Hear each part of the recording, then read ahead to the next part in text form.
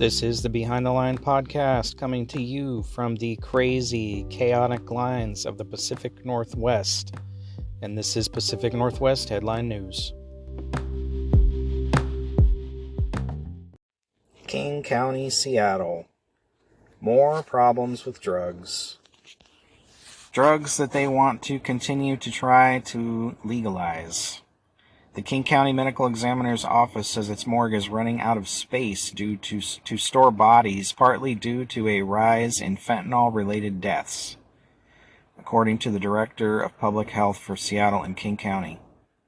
A key indication of just how bad things are at the end of 2022 and likely to get worse in 23, the Medical Examiner's Office is now struggling with the issue of storing bodies because the fentanyl-related death toll continues to climb, said the county's public health director. He said in 2022, 70% of all King County overdose deaths involved fentanyl. Do you know how many people have died in the Ukraine war since it began? How many Ukrainian soldiers? 100,000 Ukrainian soldiers have died. Do you know how many people in the U.S. died of fentanyl last year? Just over 100,000 people. Why are we continuing to allow this stuff to come across our border? This isn't just a drug problem that our city, county, and state, and national leaders are failing to address, because it's a major problem, and such a small amount of this drug is fatal. But it is a border security issue. And as long as our borders remain wide open, you are going to have this stuff coming across. The only way to stop it is to close our borders or have a secure border and a process for getting into this country. These people caught selling, transporting these drugs need to be dealt with in the harshest manner possible to get them off the streets so they can't continue to do it, and to maybe convince other people it's not worth it. It's not worth throwing your life away transporting drugs that are going to get you put away for a long time. This is a war right here in the United States, a drug war, and it's killing thousands, tens of thousands, 100,000 people every year, and it's going to get worse. It's going to get worse. King County's had at least one overdose death a day this entire month since 2023 started. When are the city leaders going to take a hard look at their policies on drugs and enforcement on drugs? When are state leaders going to take a hard look at the laws and enforcement of drugs, instead of just letting it all go wide open? It's a free-for-all. These politicians don't take this stuff seriously, and they're not held accountable for the repercussions of their poor decisions, their poor policies. This has to change soon. Well, here's some of the best news that Seattle residents could get. Kshama Sawant announced last Thursday she does not intend to run again for Seattle City Council. Sawant, who has served since 2014, announced the launch of Workers Strike Back, a national movement intent on strengthening the working class. Sawant said her party, Socialist Alternative, has won historic victories for workers in Seattle, including the $15 an hour minimum wage, the Amazon tax, and landmark renters' rights. According to Sawant, the demands of Workers Strike Back include real raises for workers, union jobs for all, fighting racism, sexism, and oppression, affordable housing, and free health care.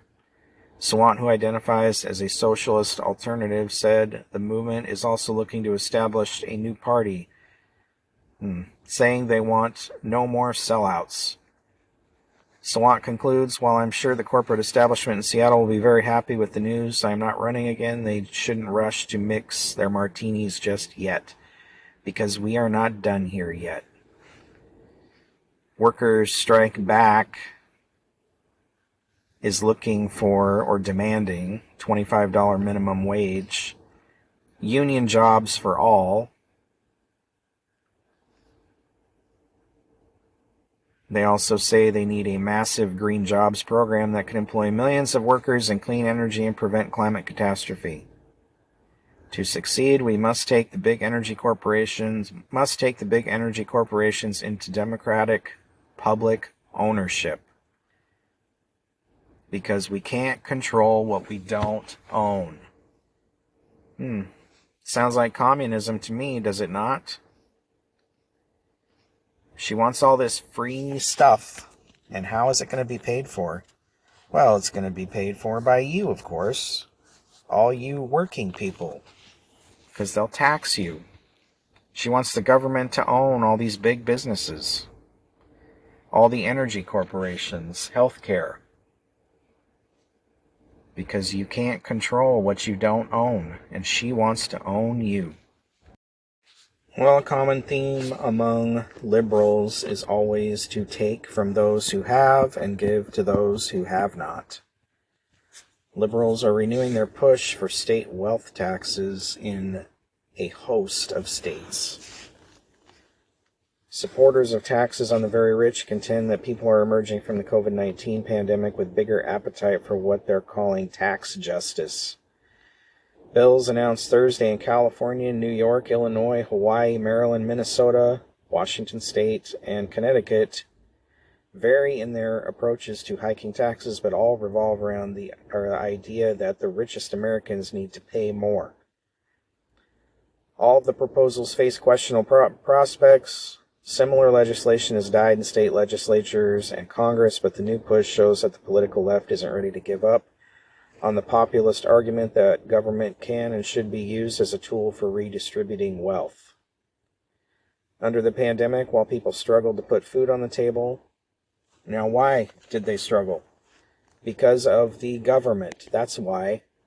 Because of the lying government and all their little branches who set all kinds of ridiculous rules for all of us working slaves, that we had to stay home, or that we couldn't do this or couldn't do that, or these businesses had to close their doors. Yes, that will create struggle. That doesn't mean that some rich guy needs to make up for it at all. In what world do you live in where that sounds right to you? Rich people should definitely have to pay their fair share of taxes, and they should have to pay more than poor people, but they should not have to support poor people or pay some extra taxes just because they're rich. Goes on to say, we saw billionaires double their wealth, said California Assembly member Alex Lee, a Democrat. The Tax Foundation, a conservative-leaning policy organization, calls wealth taxes, which levy taxes not just on new income but on a person's total assets, are economically destructive. It also said in a statement that such taxes create perverse incentives for the rich to avoid taxes, including simply moving to states with a lower tax burden. Very few taxpayers would remit wealth taxes, but many more would pay the price, the group said in a statement. Progressive Democrats, however, argue they are not seeing wealthy taxpayers leaving their states due to higher taxes. Well, that's not true, because California had a huge outflux of people since the pandemic started. California already taxes the wealthy more than most states. The top 1% of earners account for about half of the state's income tax collections. It's ridiculous. But this week, Lee proposed a wealth tax similar to one promoted for years by U.S. Senator Elizabeth Warren, a Massachusetts Democrat. It would impose an annual tax of 1.5% on assets of more than $1 billion and 1% on assets of $50 million or more. The new tax on wealth, not annual income, would affect an estimated 23,000 ultra-millionaire and 160 billionaire households, or the top 0.1% of California households, Lee said. But, of course, that other tax will stay in place because they don't ever take anything away that they impose. You know, most of us will never earn that kind of money, so this probably doesn't mean much to most people, but the problem is, once they start taking it away from them, it's just going to go down the line. It's going to make its way down to every working person who's already struggling to deal with inflation and everything else the Democrats have caused. You can't afford to have money taken out of your checks to pay for all these people who are sitting on their butts, not doing anything or not wanting to work. It's a mistake to rely on the government to provide for you when you can provide for yourself. You're giving over too much power and control to the government, putting too much trust and faith in an organization that historically lies. Not just Democrats, but Republicans too. They lie about everything. And they're always trying to take more power, more control, more money. And none of that money comes back to us. They'll throw you a few scraps, but once they get you in that system, you're trapped. This story comes from the Jason Rantz show, and it's about Clyde Shavers, a Washington Democrat recently elected, who lied about his military service. And now Democrats have given him a seat on a Veterans Committee in the House. Shavers, a Democrat representing the 10th Legislative District, narrowly defeated the Republican incumbent state senator after news broke that he fabricated his military history. On his campaign website, Shavers claimed to have served for more than 8 years. He served as a nuclear submarine officer and public affairs officer with tours in the Middle East and Southeast Asia. But he didn't serve 8 minutes on a nuclear submarine. The Democrat's father, who outed the deceit in a public letter, said his son only passed one of 3 courses required to qualify as a nuclear submarine officer. After completing the first course, he transitioned to a public affairs role.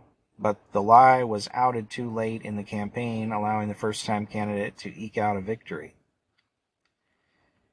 Through the controversy, Craven Washington State Democrats backed Shavers. They wanted the seat, and now they're trolling voters by seating him on the House Innovation, Community, and Economic Development and Veterans Committee. Shavers should have turned this down, but when you lie about your service, you have no shame.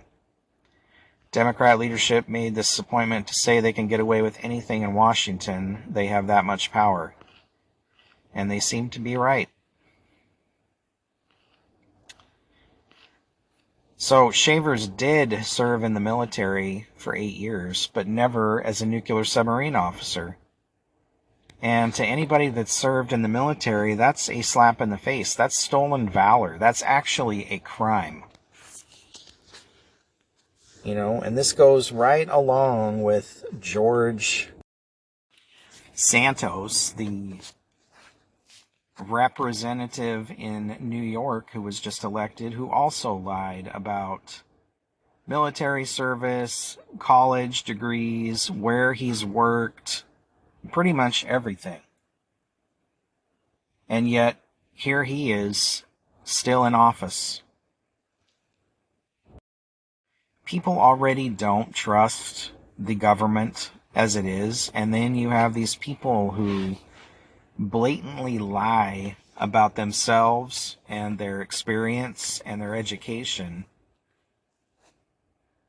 and it's allowed to go. They are allowed to remain in office. If you did this at a job that you applied for and were found out, you would be fired from that job. Their position in politics is their job.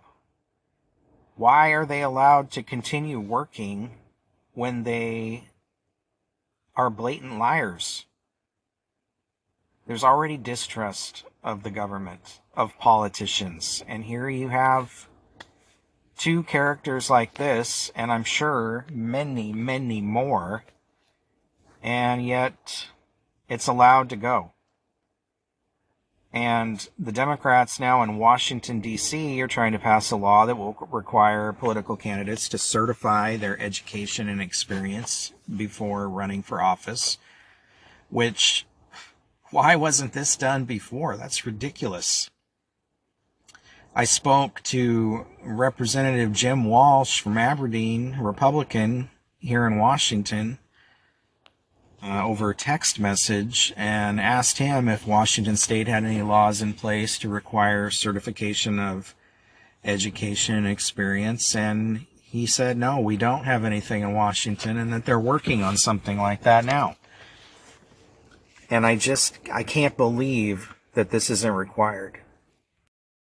Any job like this in local or even state government, a regular job that somebody would have, there would be a background check done and this stuff would be verified. But to go to work for the state government directly as a politician, no background check, no certification of information or anything, I don't get it. But you know what? Stolen valor in the state of Washington is a crime. Under the RCW Chapter 9.30, crimes relating to public officers, 9.30.030, stolen valor.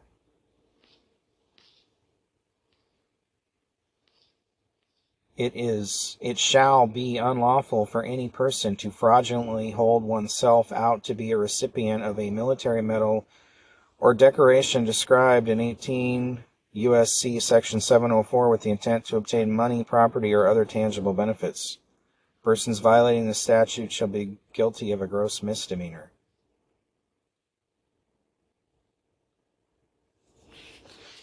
Well, if he's claiming to be an officer, then he would have a military medal or decoration for that, especially serving as a submarine officer during a war. That guy should be charged with the crime and removed from office, as should the Republican from New York. It's a slap in the face to U.S. military personnel. It's a slap in the face to the taxpayers of the state of Washington, and it should be dealt with. What kind of pathetic person has to make up lies like this about himself to be elected to office? This story comes from KGW in Portland, Oregon. Multiple regional FBI offices, including the one in Portland, have begun offering a $25,000 reward for information as part of a nationwide investigation into a series of arson and vandalism incidents at reproductive health care centers last year. 3 of the 10 incidents were in Oregon. The other 7 targeted facilities were in Colorado, California, Washington, Tennessee, North Carolina, New York, and Wisconsin. According to a national FBI news release, the incidents all occurred between March and July of 2022, with a majority in June. The first Oregon incident was at the Oregon Right to Life building in Kaiser, according to a news release from the Portland FBI office. On the night of May 8th, police received reports of someone throwing multiple Molotov cocktails at the building. The next was June 10th at the Gresham Pregnancy Resource Center. Police responded to an alarm in the early morning hours and found a fire inside the building. Investigators believe it was also ignited by Molotov cocktails thrown through a kitchen window. The third incident was an arson and vandalism attack at the front entrance to the Mother and Child Education Center in Portland between July 4th and 6th. The FBI said the phrases, "If abortion ain't safe, neither are you, JR," and "Jane's RVVGG" were spray painted on the building. The graffiti was an apparent reference to the Supreme Court decision that overturned Roe v. Wade, stripping away federal constitutional protections for abortion. So you see all this stuff going on with Antifa here in Atlanta, or maybe you haven't, but they've been on the rampage again, breaking stuff, burning cars, flipping police cars. I think this is a concerted nationwide effort by Antifa, a domestic terrorist organization, to attack these buildings. Even though abortion is still legal, it just lies within the state's powers to decide which it should. When are these people going to be dealt with like the domestic terrorists that they are, instead of just little protesters out doing their First Amendment right? This is, again, the clear double standard the federal government has drawn when it comes to protests and domestic terrorism, depending on what side of the political persuasion you lie on. A new study just released is showing that Oregon ranks 9th highest in the country when it comes to rental prices. The report comes from Forbes Home, which took data from the U.S. Bureau of Economic Analysis and the U.S. Department of Housing and Urban Development. The average rental price in Oregon is $1,284, according to the report. Taking into account the average yearly income from Oregon residents, which was just over $60,000 in 2021, renters are putting 25% of their paychecks toward rent for their apartment or house. California ranks number 2 in the country, and I'm sure Washington, which isn't shown because they only show the top 3 on this list, I'm sure Washington also is in the top 10. Rent, food, energy, all this inflation, and yet they still want to pile these taxes on you. They want you to pay for more and more stuff that they can do with your money. It needs to stop.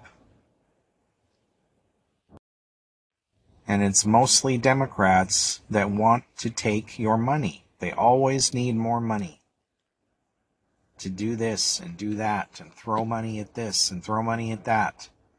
And even though they throw hundreds of millions of dollars at all this stuff that they want, stuff for the homeless, all this green energy crap that California is trying to pull and Oregon and Washington is trying to pull, all this money they throw at these things and nothing changes. In fact, it gets worse. It gets worse and worse and worse. So when are we going to wake up and stop electing these people that just want to tax you into oblivion?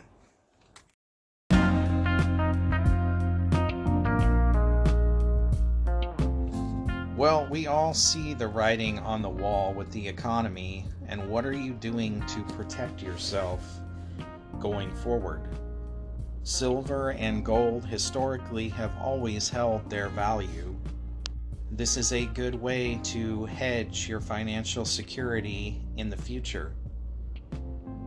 You can go to Silver Gold Bull to buy gold, silver, platinum, and other products with over 286,000 5-star reviews. This is where I get my silver from. Silver is the most popular precious metal to invest in, as the cost per ounce is dramatically lower than other metals. Buying silver online is a smarter, more reliable way to diversify your financial portfolio. Additionally, investing in physical silver and gold are the only assets that are completely free of counterparty risk and have historically held their purchasing power. For more information or to purchase your silver or gold, you can visit my website, behindthelinepodcast.com, and follow the link to silvergoldbull.com. Protect your financial future today. So I want to talk about these 2 mass shootings in California over the last couple days by elderly Chinese men who have, at the dance hall, the guy shot 10, killed 10, wounded 7. And then you've got this one that occurred in Half Moon Bay, also by an elderly Chinese guy, who shot people at 2 mushroom farms. Now you've also got the California Taiwanese church shooting that happened a few months ago, where the guy tried to kill a bunch of people in a Taiwanese church. Also, he was 68 years old, originally Taiwanese, but had lived in mainland China because the Chinese had won the Civil War after the Communists prevailed in the Civil War that ended in 1949. Supposedly chose the church at random and didn't know anybody that went there. But I'm just wondering,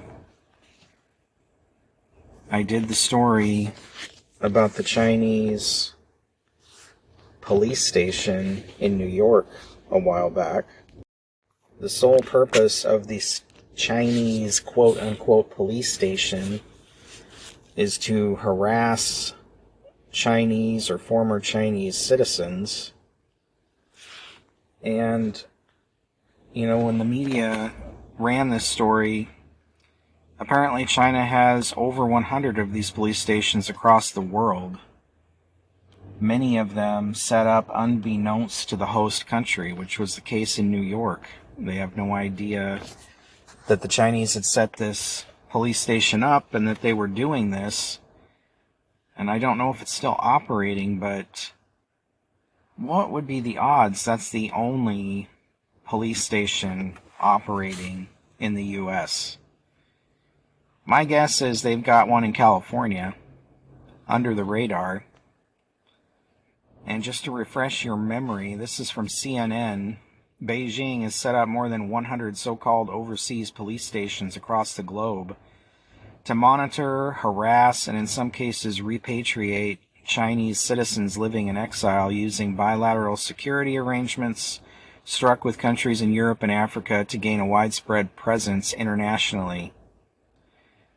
Madrid-based human rights campaigner Safeguard Defenders says it found evidence China was operating 48 additional police stations abroad since the group first revealed the existence of 54 such stations in September.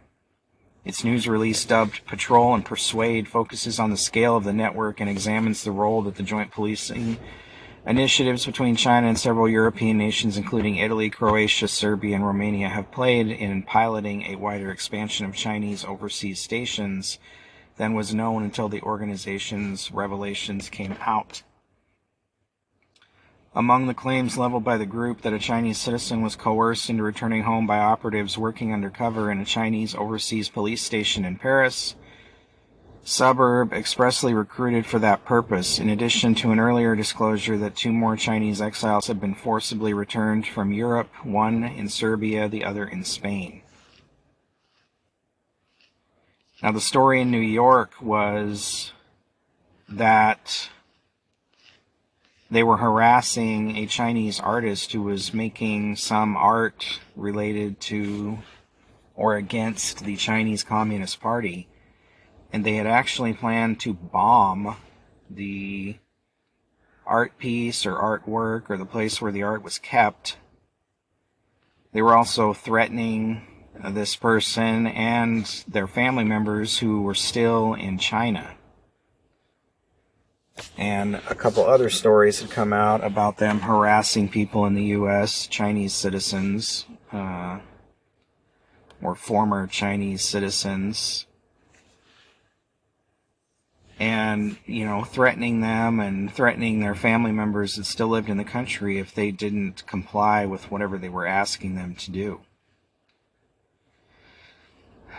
And this article goes on to say what we see coming from China is increasing attempts to crack down on dissent everywhere in the world, to threaten people, harass people, make sure that they are fearful enough so that they remain silent or else face being returned to China against their will.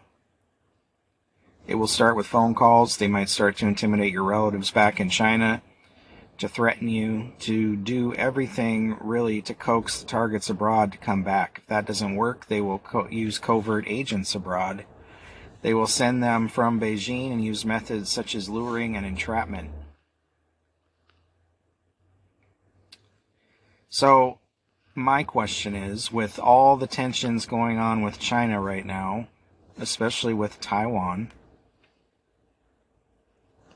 is it possible that one of these Chinese police stations targeted these men in California and got them to commit these crimes for whatever reason? To create chaos, China is always looking to create chaos in the U.S. Honestly, when you look at these shootings that occur in the U.S., do you ever see Asians that commit these shootings? Especially older, elderly Asian men? Do you see them going out and committing mass shootings? And now all of a sudden, we've had 2 in a matter of 3 days, and another one just a few months ago, all in California. There is something to that. That is not coincidence. You've also got the mass shooting that happened over the same period of time as these other 2 in California, in Oakland, where 7 people were shot. Nobody died. Maybe one person died. And I believe it was at a gas station, but they've said nothing about any suspects. They say they don't have any, or the victims. But I think there is something to this connection to China and these Chinese police stations, and I think it needs to be looked at. I think this could be a red flag that China could be ramping up tensions with the U.S. with this guerrilla type warfare. You've already got cyber attacks going on, and now are they forcing people to do things within the borders of the U.S. by threatening their family members back home with these illegal Chinese police stations that are set up unbeknownst to the U.S. government? I think there's more to this story, and I don't think the government will be forthcoming about any information if the Chinese government is involved, because they won't want to create a panic. I know that they're going to use this as a gun control thing, and Governor Newsom's already hot on the trail of doing that, saying the Second Amendment is a suicide pact. But I think a concerted effort needs to be made to locate these Chinese police stations in the United States and remove them. And I think that they need to take a deeper look at why these old men would be suddenly going out and shooting people. You just don't see elderly Asians committing these kind of crimes. So, my experience as an investigator tells me there's something else going on here, and we need to take a deeper look at what that is. Well, here's a sad story out of California. A Los Angeles area teenager who ran over a mother walking her child in a stroller in Venice in 2021 and received just a few months of diversionary camp as punishment was gunned down in Palmdale this week, according to Fox News. Christopher Baca, 17, of Palmdale, was found fatally shot on Wednesday on a driveway in the 38600 block of 11th Street East, according to Los Angeles County Sheriff.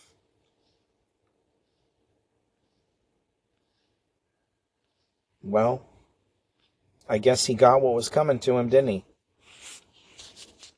This is sickening in many ways, but a boy, a 17-year-old, almost an adult, old enough to know better, old enough to change his gender if he chose to, kills a mother walking her child in a stroller and gets a few months of diversionary camp as punishment. How is this possible?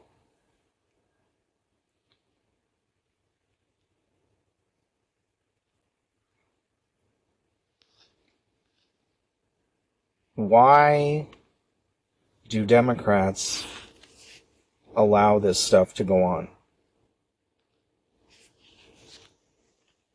The case made national headlines last year when Los Angeles County District Attorney George Gascon sought a 5 to 7 month sentence in juvenile probation camp, a punishment for young offenders described as less severe than military school but harsher than summer camp. Gascon's office told Fox News at the time the sentence was an appropriate resolution. The teen was already on felony probation for poisoning a high school girl's drink at the time of the hit and run. He was also in a stolen vehicle when this happened. Drugs in the car, marijuana in his system. This is the kind of stuff, this is Democrat policies right here, right in your face at work. When they claim their policies have no effect on crime, this is it. And they can't be held responsible for this. The judge who went along with this, the prosecutor who suggested this, the Democrats in state government who wrote these policies and laws, this kid, this adult, is a danger to society, and yet you keep putting him back on the street to reoffend, to hurt people.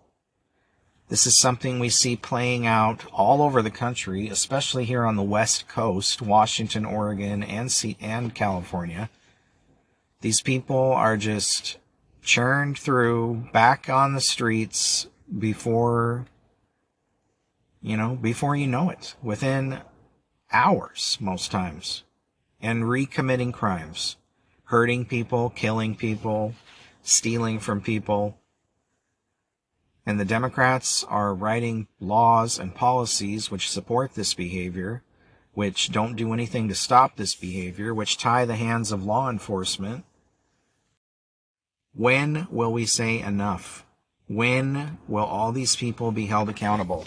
The offenders, the prosecutors, the judges, and the politicians, where it starts. When will these people be held accountable? We need policies that they can be sued for being directly responsible for the loss of these families. Enough is enough of this stuff, and we see it every day. Here's another story that'll restore your faith in government. From the Epoch Times, an election integrity group said 10.9 million out of a total of 22.1 million ballots that have been mailed out to registered voters during the 2022 midterm elections were unaccounted for, according to a January 18th report. Mail voting practices have an insurmountable information gap, the Public Interest Legal Information Foundation said on Monday. The public cannot know how many ballots were disregarded, delivered to wrong mailboxes, or even withheld from the proper recipient by someone at the same address. The watchdog released a 2-page report detailing what it called the failures of California's first mass mail balloting election, allowing the passage of Assembly Bill 37, which requires that ballots automatically be mailed to all active registered voters statewide. The bill, signed into law by Governor Gavin Newsom in September 2021, makes vote-by-mail ballots a practice implemented in the 2020 general election in conjunction with the COVID-19 pandemic, permanent for all elections. California has more registered voters than any other state, yet its vote-by-mail policies, among the nation's most expansive, have resulted in large numbers of ballots disappearing at poll closing time. After accounting for polling places' votes and rejected ballots in November 2022, there were more than 10 million ballots left outstanding, meaning election officials do not know what happened to them, reads the Wednesday report. It is fair to assume that the bulk of these were ignored or ultimately thrown out by the intended recipients, but under mass elections we can only assume what happened. Besides the almost half unaccounted for mail ballots, data shows that 9.8 million were accepted, over 120,000 were rejected, and 1.4 million were counted from in-person voting centers. I mean, if you can't see the problem with this, why you can't get off your lazy ass and go to a polling center and just vote, I don't understand. But this mail-in or anything electronic, we need to go back to the old-fashioned punch ticket voter cards. And yes, of course, even those had some issues, but when you start doing things by electronic, it's going to get hacked. Everything seems to get hacked, no matter how secure it is.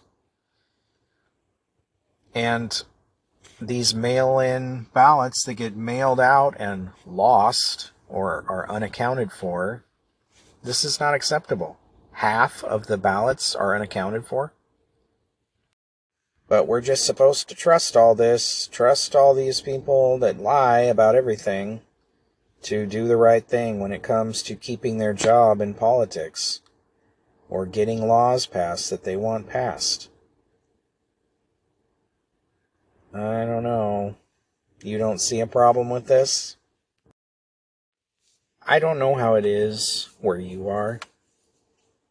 In these cities where there seems to be no enforcement of traffic violations, no enforcement of pedestrian violations, crossing the street wherever and whenever they want to do, which I see happen all the time in Seattle. I nearly strike people every single day.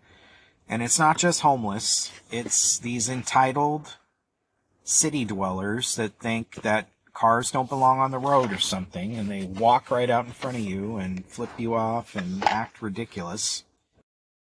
I don't know if it's because people are too stupid to read the walk, don't walk signs or what. But just a couple of headlines from Seattle over the last couple days. Crash involving Seattle police vehicle leaves woman in critical condition. Marked Seattle police car involved in a collision with pedestrian, woman in critical condition. Driver crashes into Seattle fire station after brake failure. This is just in the last 2 days. You know, when are they going to start enforcing laws? When are they going to start making people obey the laws? It starts with these simple little things and works its way up. These people walking out into traffic just add to the chaos that goes on every day in Seattle with the crazy drivers, the crazy pedestrians, the insane homeless people.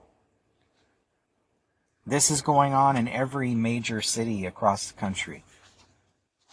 You know, we had a person murdered in the middle of the afternoon with a hammer, robbed, I'm assuming by a homeless person, while police were right across the street. They couldn't get over there fast enough. They saw the guy with the hammer, could not get across the street fast enough, and the guy killed the other person and ran off with his bag. And he was caught. The city is claiming they're going to start enforcing parking laws on vehicle dwellers and this, but they won't. And it's just this total package of chaos. Everybody can just do whatever they want. The police aren't allowed to deal with the jaywalkers and the homeless people parking and camping everywhere throughout the city and openly using drugs everywhere throughout the city. You hear nothing but sirens all day long. Sirens, people yelling, crazy people. When are they going to deal with this stuff? It is not peaceful. It is not conducive to having a peaceful life. It's impossible to just go about your business during the day without being messed with in some way or another by some idiot. Do they not understand the importance of creating a somewhat peaceful environment for residents and visitors to the city? These are Democrat policies, again, at work, just allowing everything and anything to go on every day. Of course, these politicians don't know because they don't live in these areas of the city. They live in their nice little secluded neighborhoods, gated communities where this stuff is kept away from them. The rest of us get to deal with it. This needs to change.